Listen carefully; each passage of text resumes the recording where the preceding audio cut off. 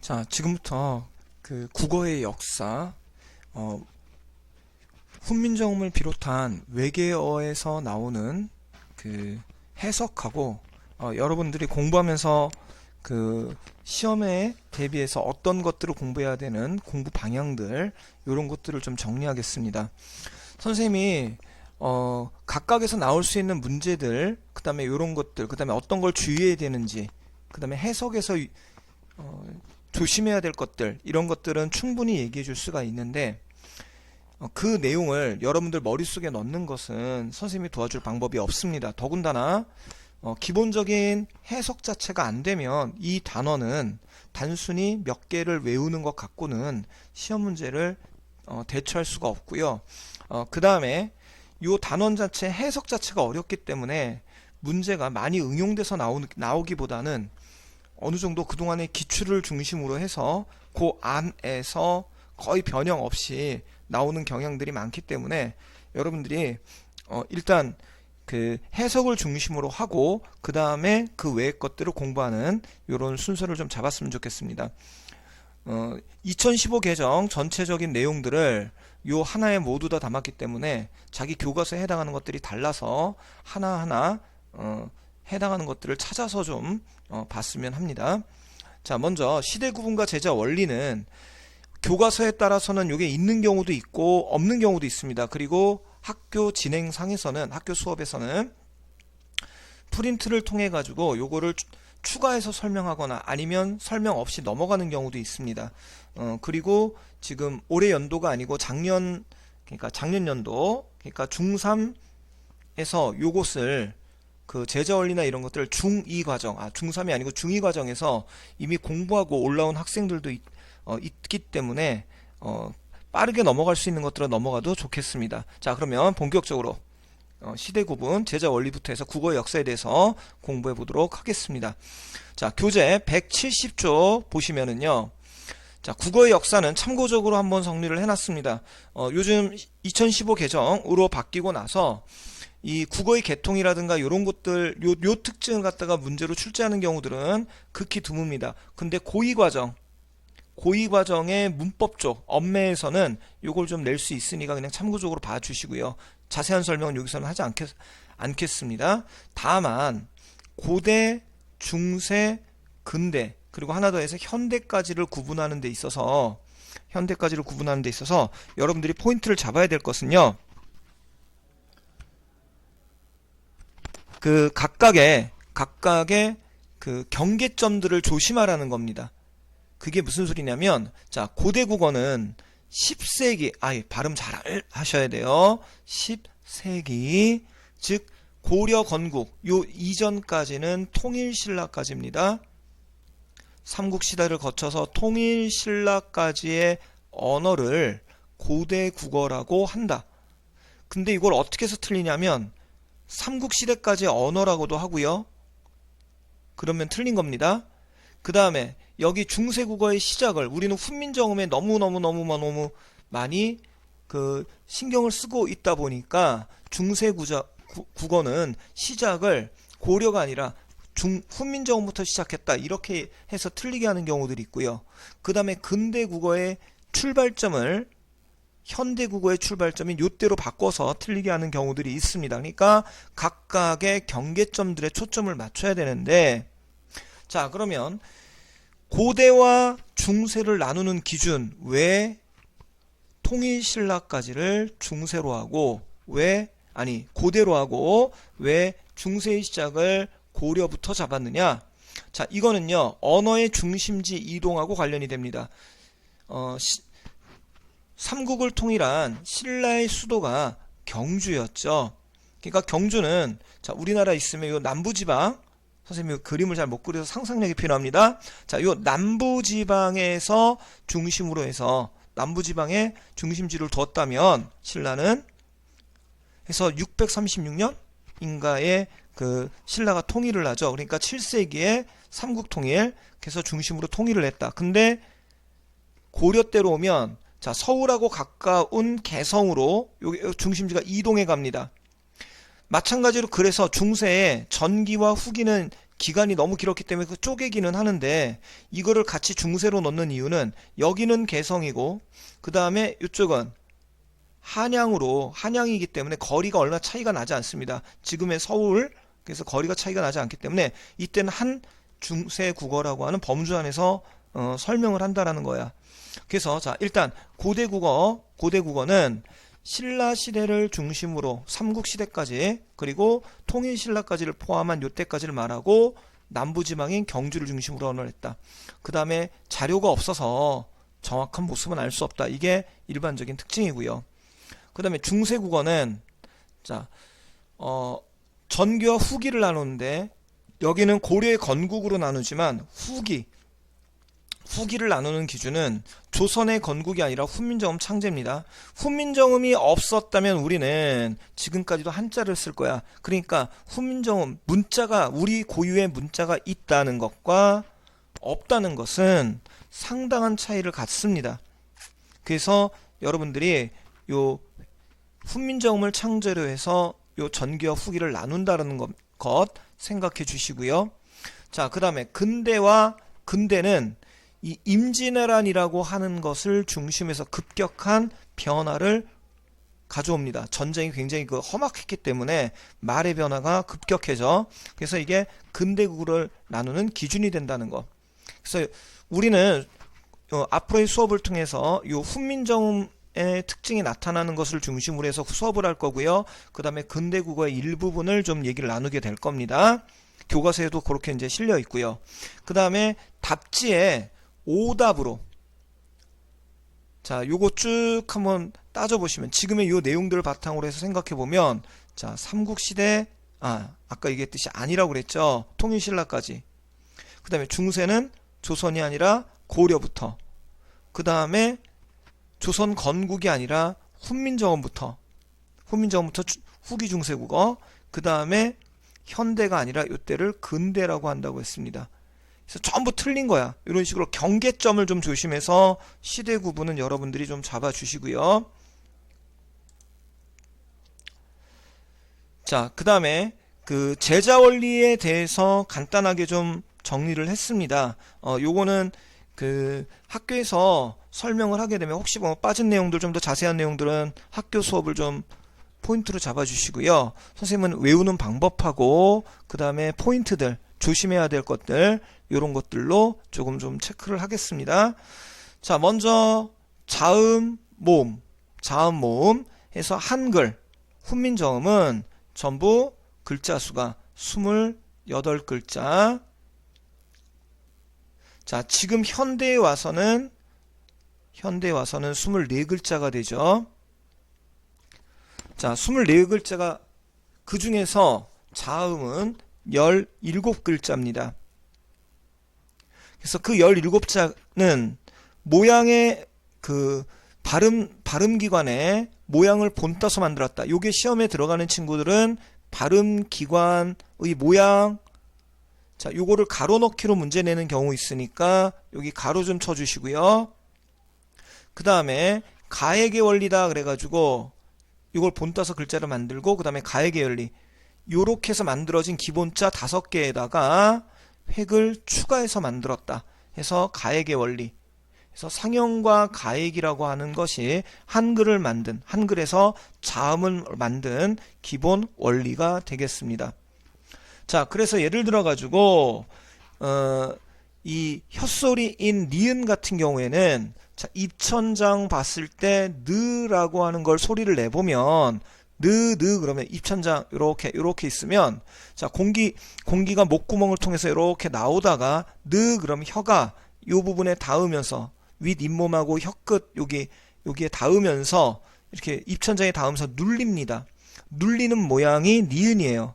그 다음에 예를 들어서 무 이렇게 소리를 내보면 무 입술을 가장 많이 움직인다는 걸 확인할 수 있고요. 그 다음에 시옷 같은 경우에 스 이러면은 이 사이로 발음이 새 나간다는 걸 확인할 수 있습니다. 마찬가지로 이응은 목구멍을 흉내를 냈고요. 기역 같은 경우에는 역시 이렇게 있으면 그랬을 때 혀가 편안하게 있다가 뒤쪽으로 좀 이렇게 뭉치는 느낌이 납니다. 그러면 바람이 이렇게 나와서 목젖 있는데 요쪽을 딱 부딪혀가지고 이렇게 나가. 그래서 요 모양이 기역입니다. 그래서 이 기본자 5개는 기본자 5개는 이렇게 그 소리 나는 부분을 상형의 원리에 따라서 만들었다라는 걸 생각을 하고요. 제자 원리가 시험 범위에 들어가게 되면 기본자 5개를 주관식으로 쓰게끔 하거나 기본자 5개가 아닌 걸 찾으라고 하는 경우들이 있어서 요 5개는 요 원리 생각하면 금방 찾을 수 있는데 그래도 단순히 암기하는 것들은 또 헷갈릴 수가 있어서 선생님이 좀 편법을 써왔습니다. 여러분들의 로망이죠? 그냥 막 살아. 요걸로 외우시면 돼요. 그냥 막 살아. 자, 그 다음에 가획자. 가획자는 자, 이 부분에다가 획을 추가해서 만들었으니까 모양이 같은 데는 같은 모양을 모양을 기본으로 해가지고 그 소리값이 비슷한 데서 났다라는 걸 보여줍니다. 그래서 기역에다 획을 추가해서 키읔, 니은에다가 디귿, 그 다음에 티읕. 자, 요거는 소리를 내보면 돼요. 느, 드, 트, 느드트, 느드트, 느드트. 소리가 비슷하다는 걸 알 수 있고요. 무부부 마찬가지고요. 스, 즈, 츠 마찬가지입니다. 자, 요렇게 해서 획을 추가해서 만든 게 요 가획자고요. 그리고 거기에다 이체자라고 해서 요런 두 가지 원리를 따르지 않고 별도로 만든 글자가 이체자입니다. 자, 이 중에서 요 약간 분홍색으로 만들어 놓은 요거의 명칭은 꼭 좀 알아두시기 바랍니다.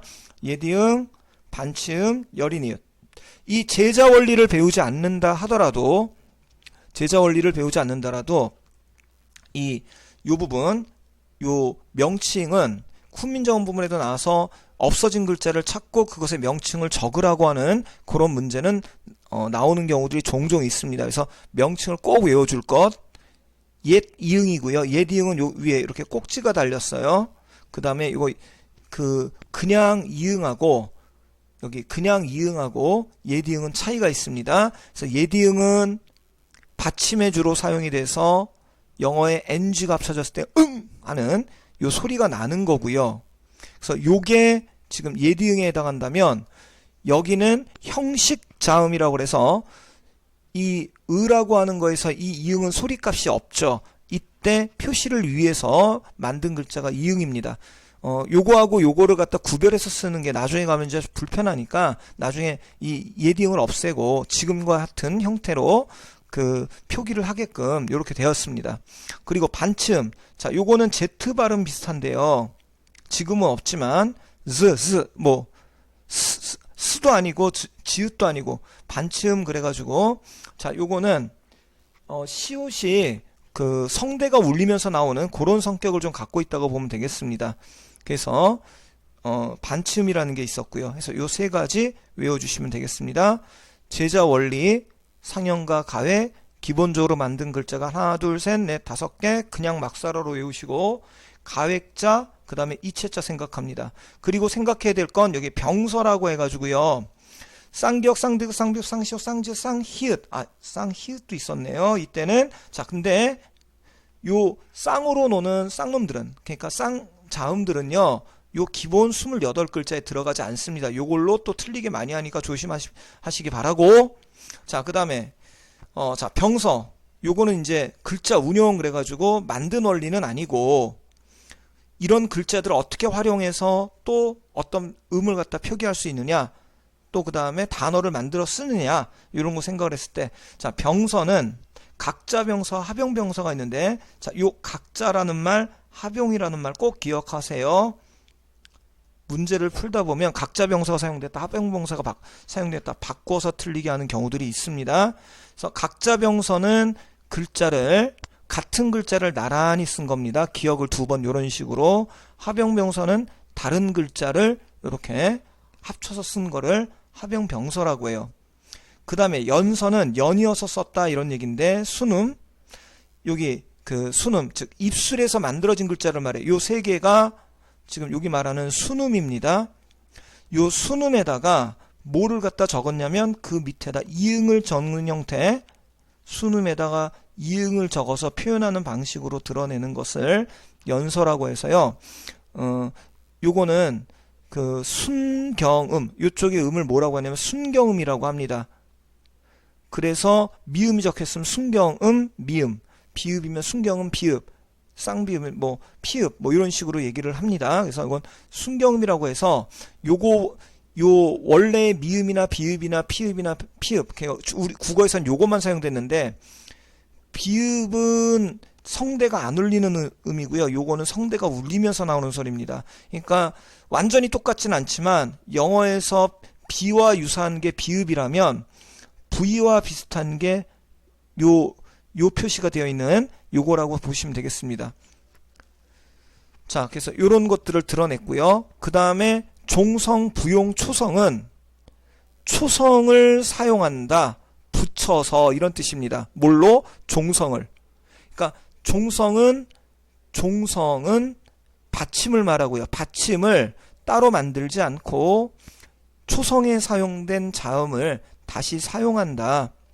그래서 요거는 용비어천가가 들어가시는 분들이 어천가에서 이 종성, 부용, 초성이 사용된 대표적인 예를 볼 수 있게 되겠습니다. 그때 한 번 더 설명할 수 있도록 하겠습니다. 그래서 이 곧요코라고 꽃이 좋다라고 하는 표현이 있는데요. 그때 이 시옷을 사용한 것이 종성, 부용, 초성의 증거로서 얘기가 되는 것 중에 하나가 되겠습니다. 요거는 나중에 문법 설명하면서 좀 더 자세히 설명을 할 거야. 자, 그래서 지금까지가 자음에 대한 설명이고요. 자, 그 다음에 뭐 하나 더 얘기하면 뭐 요런 거예요. 부서법. 자음과 모음을 어울렸을 때 모음 설명 아직 안 했지만 그 모음을 자음의 오른쪽이나 자음의 아래에다가 내려서 쓴다. 이런 글자를 어떻게 써서 우리 음절 단위로 쓸 거냐 하는 이런 설명도 훈민정음에 나타나 있습니다. 자, 그 다음에 모음. 모음은 상형의 원리 그래가지고요. 역시 마찬가지 모음을 만든 원리도 모양을 본따서 만든 상형의 원리를 따랐습니다. 그래서 하늘과 땅과 사람의 모양을 본따서 이렇게 세 글자를 만들었어요. 아래, 아, 으, 이라고 하는 글자를 만들었고요. 자, 그 다음에 합성의 원리. 요 세 개를 합쳐서 초출과 제출자. 자, 요런 글자를 만들었다. 해서 모음은 기본자가 11글자입니다. 여기서 천지인 그래서 요거를 아라고 해. 우리가 한글 그랬을 때 요거를 우리는 한으로 읽죠. 그러니까 밑에다 찍는 아와 같은 거다라고 해서 한이라고 하는데 엄밀하게 말하면 아하고 음이 완전 똑같지는 않았다고 해요. 지금 미국식 영어에서 오 발음하고 비슷해가지고 오도 아니고 아도 아닌 중간 발음 해가지고 발음교표상으로는 요 표시가 되는 중간 발음 정도 됐다고 하고요.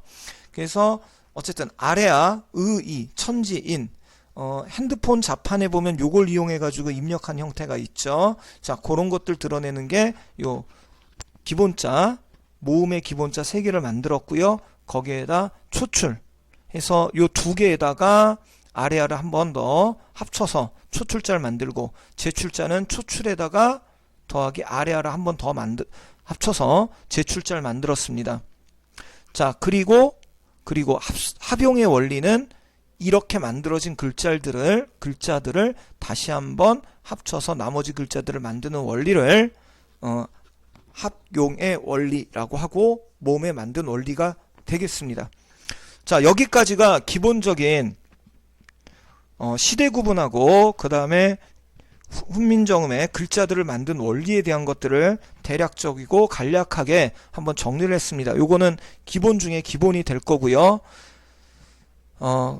그래서 요걸 바탕으로 좀 해서 공부가 요까지 딱 마무리가 되고 학교에서 언급이 됐다면 요까지 마무리가 되고 그 다음에 훈민정음으로 넘어갔으면 하겠습니다.